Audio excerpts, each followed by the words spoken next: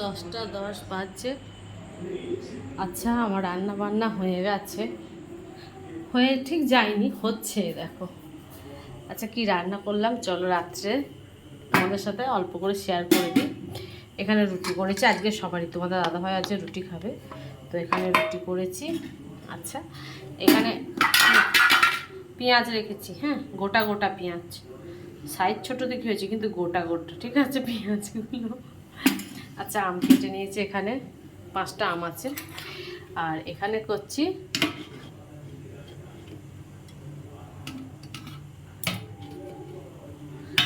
করছি যে ঢাকনাটা তো ছোট হয়ে গেছে, তুলতে পারছি না। এই দেখো, ডিম তড়কা। এখানে ডিম তড়কা করছি। তো তড়কাটা না 2 দিন আগেকার ভিজিয়ে সেদ্ধ করা, একটু টকটক স্মেল বেরোচ্ছে, তো এইরকমই করবো ভেবেই 2 দিন আগে ভিজানো হয়েছিল আর 1 দিন আগে সেদ্ধ করে রেখেছিলাম। তো সেন্টটা তো দারুণ বেরোচ্ছে, কালারটা হয়তো ঠিক আসছে না, কিন্তু খুব ভালো হয়েছে। অনেকটাই পরিমাণে আছে। আর এখানে 4টে ডিম দিয়েছি, ঠিক আছে। ডিমগুলো আগে ভেজে ভুজিয়া করে নিয়েছিলাম, দিয়ে দিয়েছি। তো আজকে এই আমাদের খাওয়া দাওয়া।